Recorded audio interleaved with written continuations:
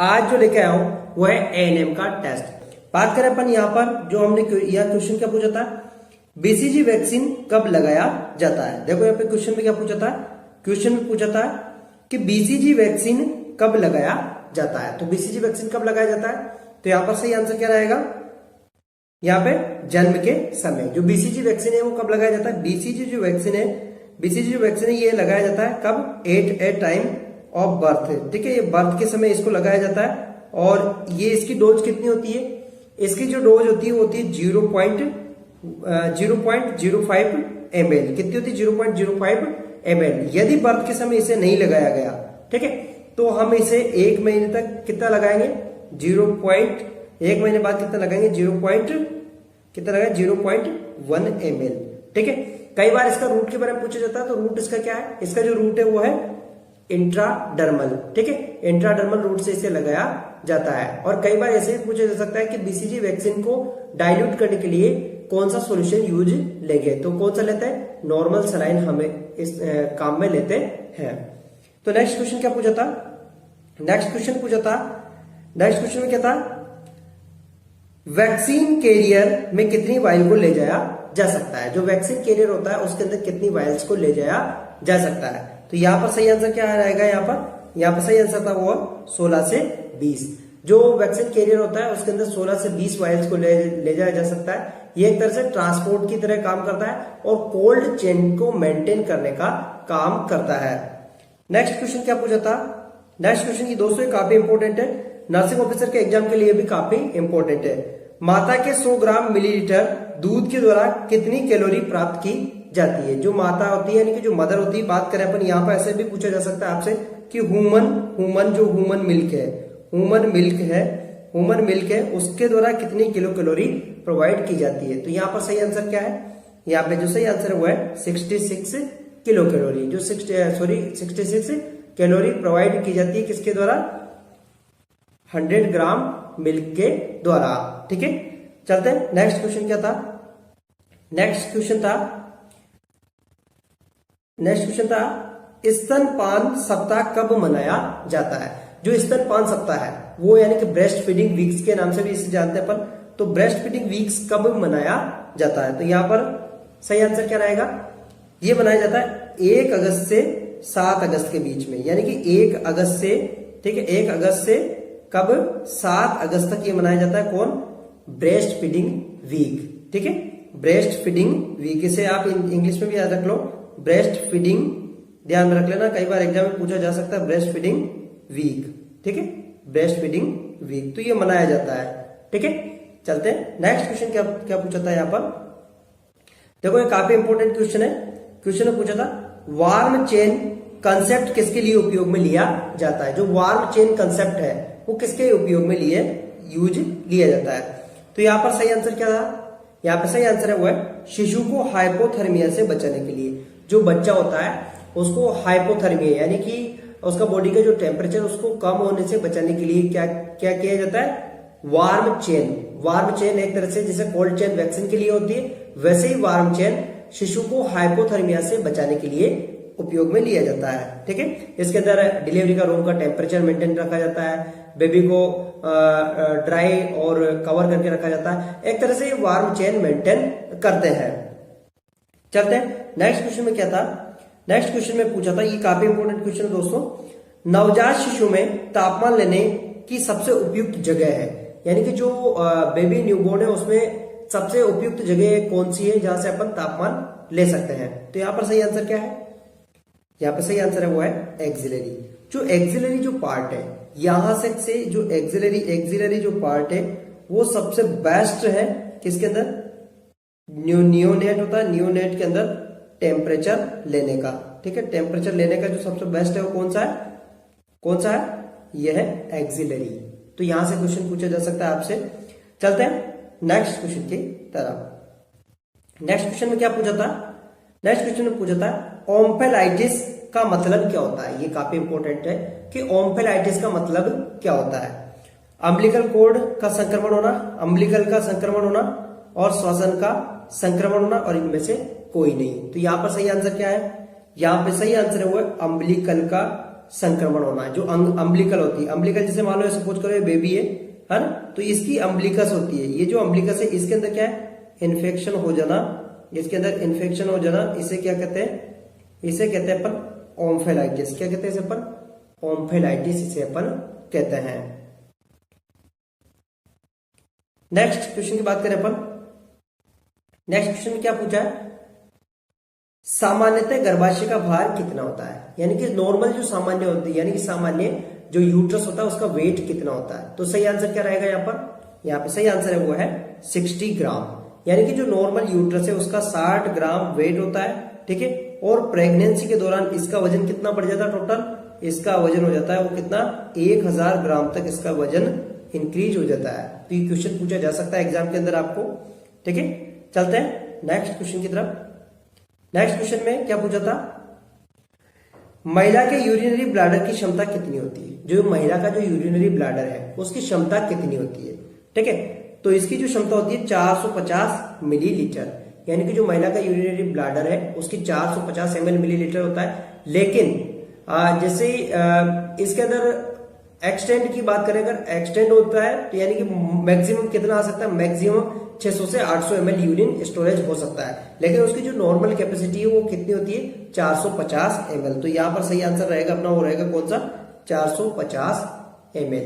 चलता है next question, क्या पूछा था टेस्ट में, हाँ ये काफी इंपॉर्टेंट क्वेश्चन है जो कि पूछा था, प्लेसेंटा का भार कितना होता है। जो प्लेसेंटा होती है, प्लेसेंटा जानते हो ना, प्लेसेंटा का वेट है, प्लेसेंटा का जो वेट है वो कितना होता है।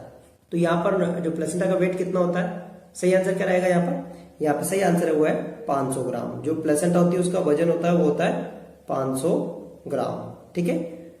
चलते हैं नेक्स्ट क्वेश्चन, क्या पूछा था, नेक्स्ट क्वेश्चन पूछा था, ये काफी इंपॉर्टेंट है दोस्तों, इसको आप स्टार लगा लेना। प्लेसेंटल साइन किसके लिए उपयुक्त किया जाता है। जो प्लेसेंटल साइन है उसको किसके लिए, जो प्लेसेंटल साइन जो वर्ड है वो किसके लिए उपयोग में लिया जाता है। तो यहाँ पर सही आंसर क्या रहेगा अपना, यहाँ पे जो सही आंसर रहेगा वो रहेगा यहाँ पर अमनोरिया। देखो इसे जो अमनोरिया होता है इसे हम किसके नाम से जानते हैं, इसे प्लेसेंटल साइन के नाम से, ठीक है। प्लेसेंटल जो साइन है, सॉरी प्लेसेंटल साइन के नाम से भी इसे अपन जानते हैं। तो ये यहां से क्वेश्चन आता है। और लाइटनिंग को किसके नाम से जानते हैं, इसे वेलकम साइन के नाम से जानते हैं, ठीक है। तो ये पूछा जा सकता है आपसे कि लाइटनिंग को क्या कहते हैं, तो वेलकम साइन के नाम से इसे अपन जानते हैं। नेक्स्ट क्वेश्चन था, नेक्स्ट क्वेश्चन क्या था, लोजिया रूब्रा सामान्यतः किस अवधि में स्रावित होता है। डिलीवरी से 0 से 5 दिन बाद। तो यहां पर सही आंसर क्या होगा, मैं सही आंसर बता रहा हूं क्योंकि टाइम कंज्यूमिंग ज्यादा होगा। तो यहां पर सही आंसर है वो है 0 से 5 दिन बाद। जो 0 से 5 दिन होता है, ठीक है, 0 से 5 दिन होता है, उसमें क्या होता है, लोजिया रूब्रा। देखो रूब्रा होता है एक, तो रूब्रा के बाद में क्या होता है, सिरोसा होता है, सिरोसा, फिर इसके बाद में अल्बा होता है, ठीक है। इसके बाद में क्या होता है, अल्बा, रूब्रा, सिरोसा और अल्बा। रूब्रा का कलर रेड होता है, ठीक है, पूछा जा सकता है आपसे एग्जाम में, ठीक है। इसका जो सिरोसा होता है इसका येलोइश कलर होता है और अल्बा का व्हाइट कलर होता है, ठीक है। नेक्स्ट क्वेश्चन क्या पूछा था, नेक्स्ट क्वेश्चन पूछा था, समय पूर्व या प्रसव पूर्व किसे कहा जाता है, ठीक है। समय पूर्व या प्रसव पूर्व कहने का मतलब हम बात करें तो प्री टर्म किसे कहा जाता है।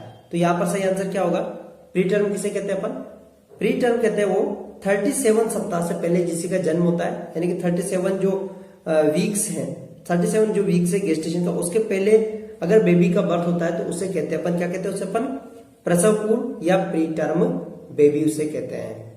नेक्स्ट क्वेश्चन क्या था अपना, नेक्स्ट क्वेश्चन था यहाँ पर, प्रसव पूर्व जन्म के शिशु, प्रसव पूर्व जन्म के शिशु में फेफड़ों की परिपक्वता हेतु निम्न में से कौन सी दवा दी जाती है। ये काफी इंपॉर्टेंट क्वेश्चन है दोस्तों, कई एग्जाम में पूछा है। कहने का मतलब यहाँ पर पूछा है कि जो प्रसव पूर्व यानी कि जो प्रीटर्म बेबी होते हैं तो उनमें फेफड़ों की परिपक्वता के लिए कौन सी दवा दी जाती है, क्योंकि जो प्रीटर्म जो बेबी होते हैं उनके जो फेफड़े होते हैं वो इमेच्योर होते हैं। तो यहाँ पर कौन सी दवा दी जाती है, यहाँ पर दी जाती है वो है ग्लूकोकोर्टिकोइड, ठीक है।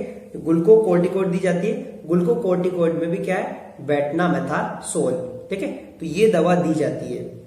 चलते हैं नेक्स्ट क्वेश्चन क्या पूछा था टेस्ट में, हाँ टेस्ट में ये क्वेश्चन पूछा था, निम्न में से कौन सा गर्भ निरोधक का परमानेंट मेथड है? काफी इंपॉर्टेंट क्वेश्चन है दोस्तों कि कौन सा गर्भ निरोधक का परमानेंट मेथड है। तो यहां पर सही आंसर क्या है?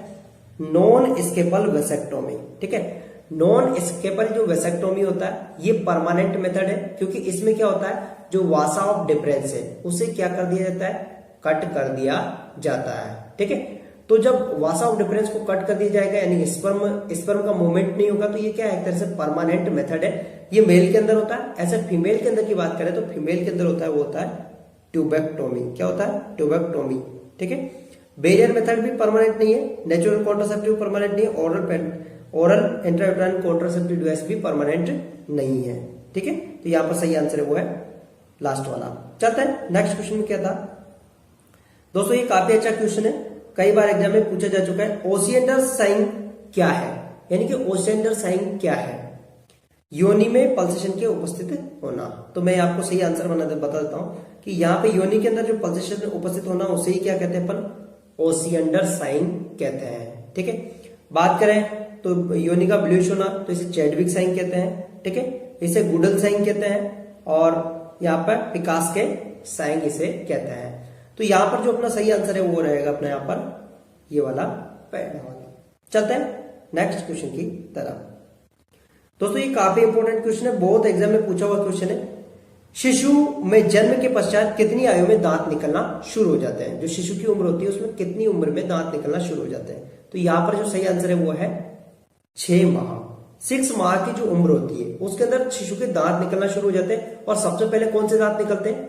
Lower incisor. मेरे दांत देख रहे हैं ना आप, ये जो वाले दांत है ये लोअर इंसाइजर है। सबसे पहले लोअर इंसाइजर आते हैं, फिर इसके बाद में अपर इंसाइजर आते हैं। तो यहां पर अपना क्वेश्चन पूछा जाता है, तो यहां पर सही आंसर है वो है 6 मंथ।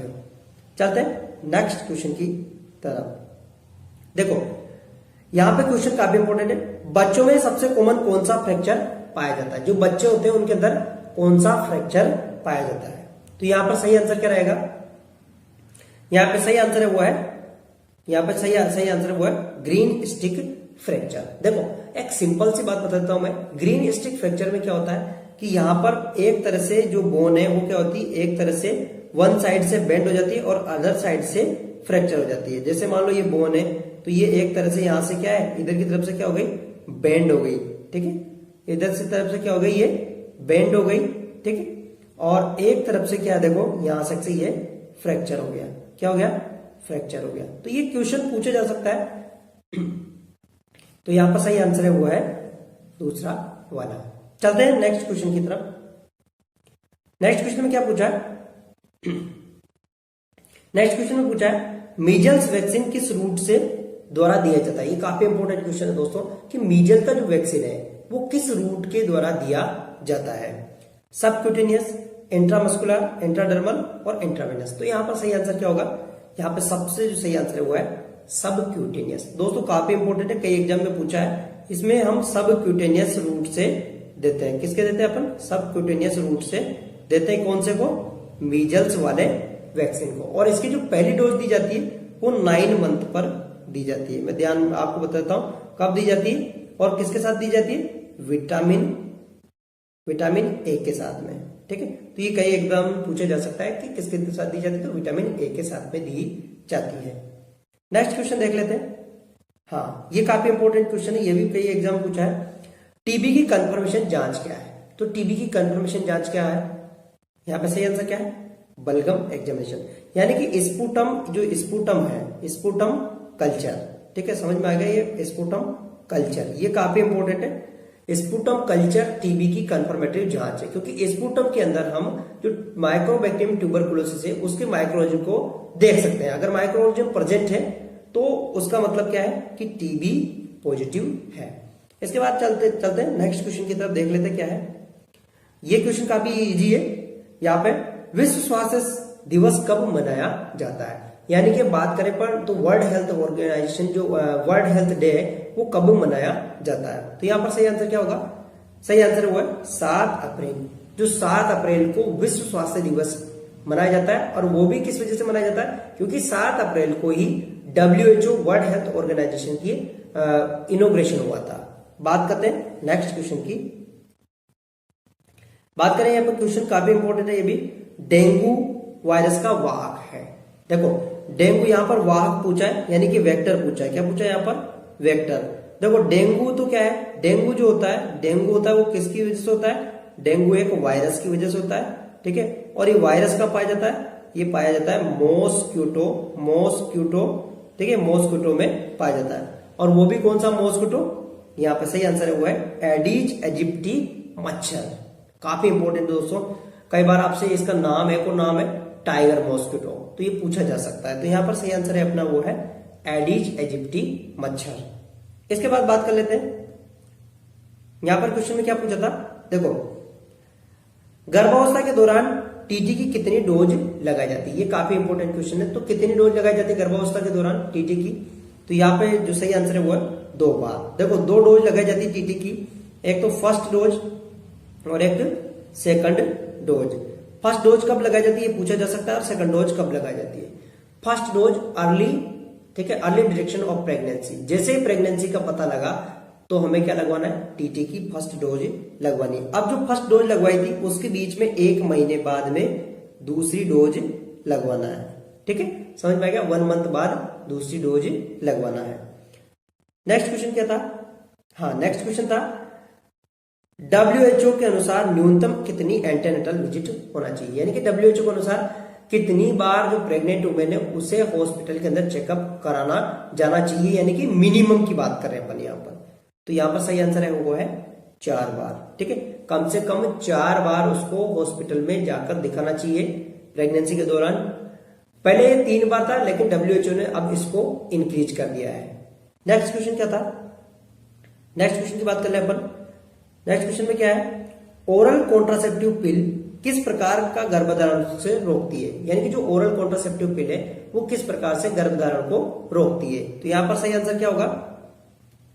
यहां पर सही आंसर है वो है अंडों के बनने की प्रक्रिया को बंद करना। ये काफी इंपॉर्टेंट है। देखो जो ओरल पिल्स होती है वो क्या करती है?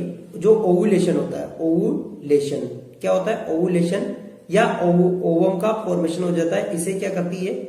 इनहिबिट कर देती है। क्या कर देती है? इसे इनहिबिट कर देती है। जब ओवम ही नहीं बनेगा, जब ओवम ही नहीं बनेगा तो फिर कैसे फर्टिलाइजेशन होगा? ठीक है, तो यहां पर सही आंसर है वो है ये वाला, ठीक है। चलते नेक्स्ट क्वेश्चन की तरफ। ये क्वेश्चन भी काफी इंपॉर्टेंट है। मरीज की पट्टी को कौन सा कलर कोड में डिस्कार्ड करोगे? ये बायोमेडिकल वेस्ट का क्वेश्चन है। तो कौन से कलर कोड में डिस्कार्ड करोगे आप पट्टी को? यहां पर सही आंसर क्या है? यहां पर सही आंसर है वो है पीला कलर कोड। यानी कि जो येलो कलर कोड है, येलो कलर कोड है, उसमें हम किसको डिस्कार्ड करते हैं? मैं आपको एक सरसरी निगाह से बताता हूं।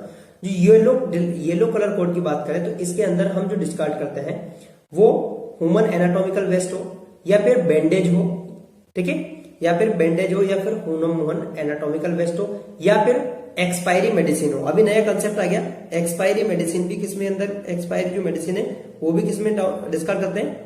येलो वाले में, ठीक है। लाल वाले के अंदर क्या, कौन सा डिस्कार्ड करते हैं? लाल वाले के अंदर जो डिस्कार्ड करते हैं ट्यूबिंग्स, प्लास्टिक के जो आइटम्स होते हैं वो डिस्कार्ड करते हैं, ठीक है। तो यहां पर चलते हैं अपन नेक्स्ट क्वेश्चन की तरफ। नेक्स्ट क्वेश्चन में क्या पूछा है? कुल डाइट की कितनी प्रतिशत ऊर्जा कार्बोहाइड्रेट से प्राप्त होती है? यानी कि जो हम जो डाइट ले रहे हैं उसकी कुल कितनी डाइट है जो कार्बोहाइड्रेट से हमें प्राप्त होती है? तो यहां पर सही आंसर क्या रहेगा? यहाँ पे सही आंसर है वो 70%। जो आप डाइट ले रहे हैं उसका 70% जो एनर्जी है, आपकी बॉडी की जो एनर्जी, जो बॉडी को जो एनर्जी चाहिए उसका 70% जो भाग है एनर्जी का, वो एनर्जी का वो किससे मिलता है? डाइट के कार्बोहाइड्रेट से, ठीक है। चलते हैं नेक्स्ट क्वेश्चन की तरफ। बात करें नेक्स्ट क्वेश्चन में। ये नेक्स्ट क्वेश्चन भी काफी इंपॉर्टेंट है। क्वेश्चन में पूछा है मेगलोब्लास्टिक अनीमिया किसके कारण होता है? जो मेगलोब्लास्टिक अनीमिया है वो किसके कारण होता है? तो यहां पर सही आंसर क्या रहेगा? यहां पे जो सही आंसर है वो है क्या है? किस विटामिन की कमी के कारण होता है वो? विटामिन B9 की कमी की वजह से, ठीक है। यानी कि B9 का बात करें तो दूसरा नाम क्या है इसका? Folic acid. क्या नाम है इसका? Folic acid. अगर आपको पूछ लिया जाए B12 की वजह से, तो B12 की वजह से कौन सा अनीमिया होता है? B12 की वजह से होता है प्रेनीसियस अनीमिया। क्या होता है? Pernicious anaemia. समझ में आ गया? ये एग्जाम में पूछा जा सकता है। परनीसियस अनीमिया किसकी वजह से होता है? B12 की वजह से, की डिफिशियंसी की वजह से। नेक्स्ट क्वेश्चन क्या था? नेक्स्ट क्वेश्चन भी काफी इंपॉर्टेंट है। लैक्टेटिंग मदर को प्रतिदिन भोजन में कितने कैल्शियम की आवश्यकता होती है? जो लैक्टेटिंग मदर होती है उसको प्रतिदिन भोजन में कितने कैल्शियम की आवश्यकता होती है? तो यहां पर सही आंसर है वो है 1000 ग्राम। 1000 ग्राम कैल्शियम तो उसे लेना चाहिए जो लैक्टेटिंग मदर है। लैक्टेटिंग मदर जानते हो, यानी कि जो स्तनपान कराने वाली महिला है उसकी बात करें। नेक्स्ट क्वेश्चन में क्या था? नेक्स्ट क्वेश्चन में था एक व्यक्ति जिसे बंद स्थानों पर डर लगता है उसे क्या कहते हैं? तो यहां पर सही आंसर क्या रहेगा? यहां पर सही आंसर है वो है क्लस्ट्रोफोबिया। देखो आप ऐसे याद रख सकते हैं, क्लस्ट्रो, क्लस्ट्रो का मतलब क्या है? क्लोज, ठीक है। क्लस्ट्रो, क्लस्ट्रो का मतलब आप याद रखो क्लोज, क्लोज यानी कि बंद, ठीक है। ट्रिक बता रहा हूं मैं आपको, ये याद रखने की ट्रिक बता रहा हूं। क्लस्ट्रो यानी बंद, ठीक है। यानी कि इसे जो बंद कमरे में जिसको डर लगता है उसे अपन कहते हैं क्लस्ट्रोफोबिया।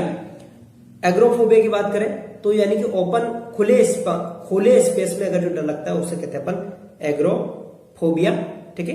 गेमेटोफोबिया मतलब शादी करने से डर लगता है उसे गेमेटोफोबिया कहते हैं। तो थैंक यू दोस्तों, अगर आपको वीडियो पसंद आया तो वीडियो को लाइक कर दीजिएगा और शेयर और सब्सक्राइब जरूर कर दीजिएगा।